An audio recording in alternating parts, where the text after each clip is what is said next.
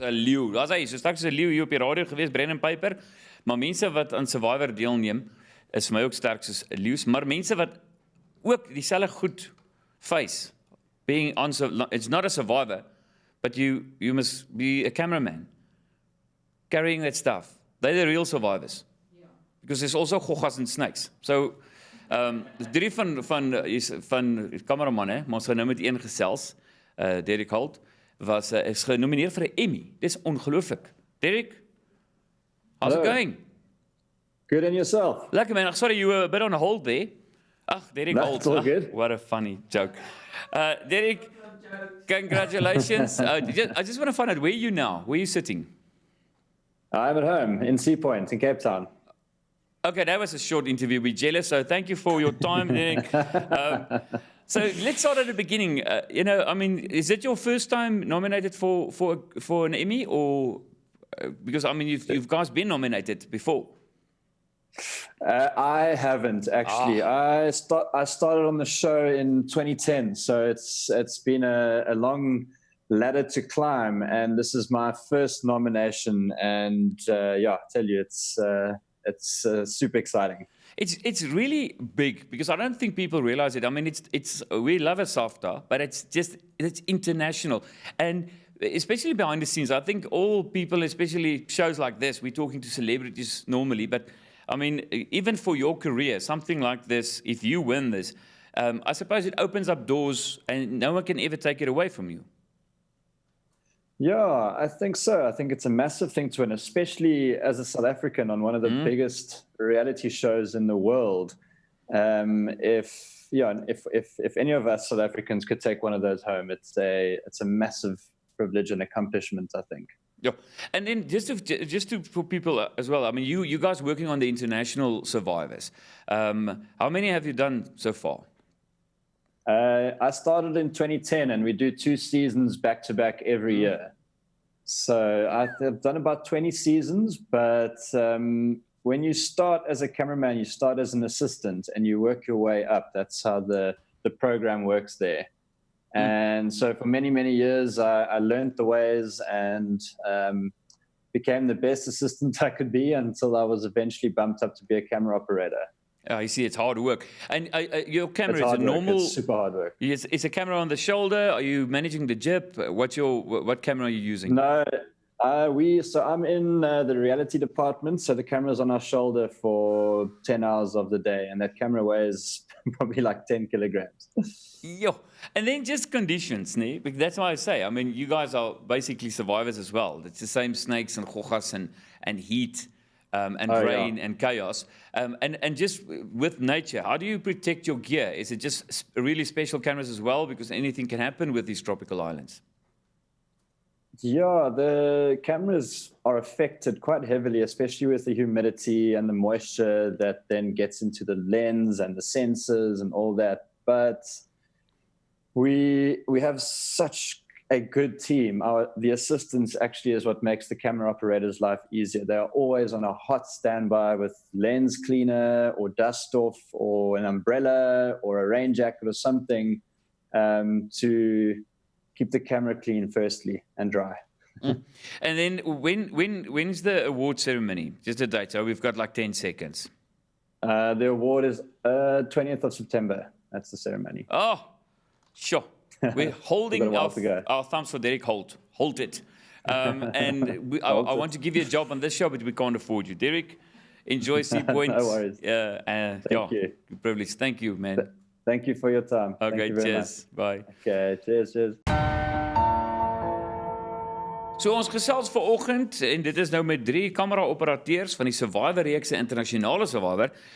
Thomas Pretorius, Drie Holt en Nico Nyoni, en hulle is genomineer vir 'n Emmy-toekenning. Dis soos 'n ongelooflik. So ons het hier sommer al drie net te vinnig met Derek gesels. Good morning, guys. Goeiemôre. Goeiemôre. Daar's ek ook. Ek lyk ook so 'n kameraman. Hoorie Thomas, ons begin by jou. Ek wil jy is die man met die meeste ondervinding. Ek dink dis jou 3de of 4de nominasie al. Ek kan ook sien jou huis is groter as die ander twee sin.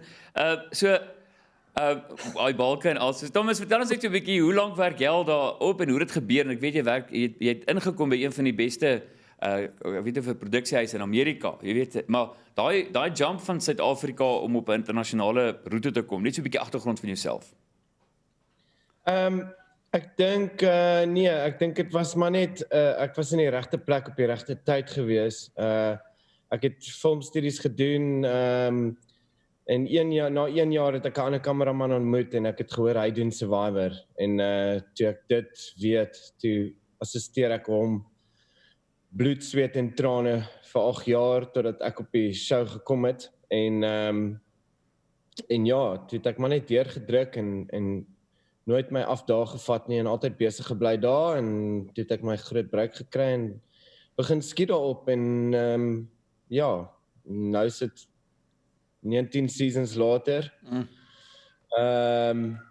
So ek is geseën en ek is jy weet, ons werk, ons almal we all work very hard and we all had a goal together and we kind of all three of us kind of we had the same goal and we had the same journey and we all getting where we want to be and achieving our goals together and supporting each other and it's really actually a really nice story. Nico, your background and just a bit of your story, how you ended up working on Survivor. Yeah, so I actually met a guy who works on the show and he's been there for a while on the streets of Cape Town. I was looking for a job, and it's quiet in winter, obviously. And then I just walked into a shop with my grocery bags and I said, hey, listen, I'm keen. I want to work. I'm in the film industry. And the guy was like, okay, cool. I like you, man. Obviously, it was after some long conversations. And he was like, come hang around. And then the next thing, I just got a call from him months later to say, hey, listen, do you have your passport? Are you able to go out of the country with me? Would you want to come assist for me? And then I started assisting for this guy. And then I grew through the ranks from an assistant and then junior camera operator and then now a camera operator. So it was through an opportunity from meeting somebody and that's how I got into Survivor.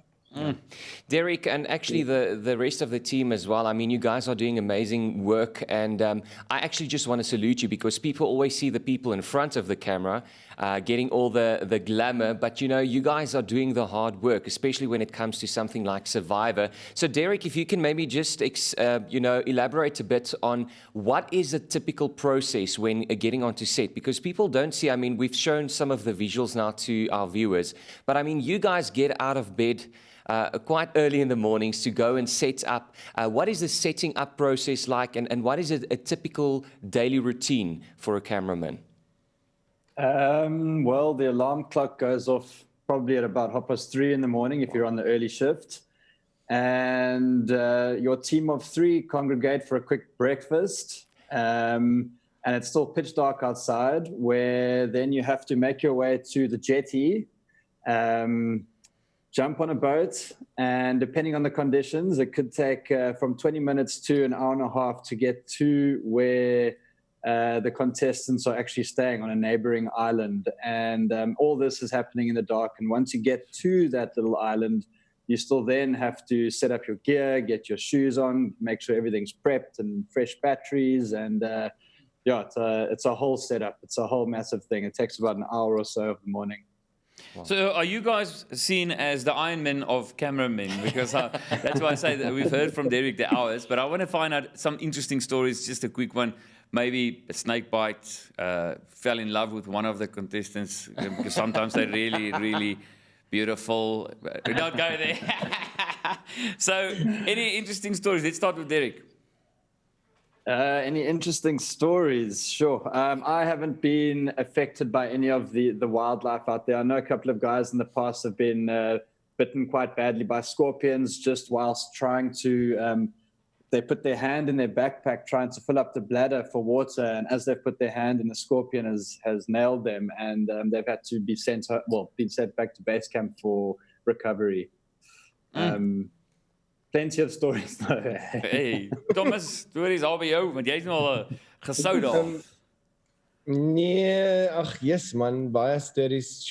We've gone from trekking in the Brazilian highlands in, almost 50 degrees Celsius for, 4 hours with, just trekking, getting cut, falling around, backtracking, walking backwards basically for 2 hours in the heat, you know. From that to, you know, we had the cyclones. I think it was season 36. We were actually all evacuated for a cyclone. I'm not sure what the name was of the cyclone, but I think we stayed till the last minute, you know, and the last possible minute that we could film. It was quite hairy because, you know, the sand was actually like sandpaper on your skin, and yeah, it was so powerful. You know, the trees, the tribe flags were flying around, like it was really crazy. From that, you know, to injuries, falling with the camera, it's kind of a usual thing on the rocks because it's so flat. It's so slippery. So, yeah, equipment gets damaged. There's been a lot of, I mean, yeah, it's rough out there, but we enjoy it, and we kind of use that roughness as motivation to carry on. We operate based on harsh conditions. Sure. And Nico, any interesting stories from your side? I can tell you one about one of our friends. That's a cameraman. I think story is important for us, or basically what happens around there, and you don't want to miss every beat. Obviously, we've got different diets, and sometimes your tummy reacts differently, you know. And we had a guy, somehow his tummy started running, and unfortunately, story comes first. You have to literally let it go, you know, and held the camera, held his full, continued getting story while stuff was running down his legs, and no. That's Nature calls on an it's very easy to get out of that one. You must just go for the water shot and just go halfway into the water and just enjoy it, release. So guys, last question. I've got 3 cameramen buddies living in Cape Town, and they both, the 3 of them still living in their cars. I guess it's paying well. Working on Survivor? It's dollar-based, eh? That's fantastic. No, I'm just joking. Thank you for your time. We're so proud of you, and we're holding thumbs for the 20th of September, if I remember correctly. Yeah, it's just amazing what you guys are doing, and I think inspiration for everyone behind the scenes. Thanks, guys. Thank you. Thank you so much. thank you so much. Keep well. Cheers. Appreciate it.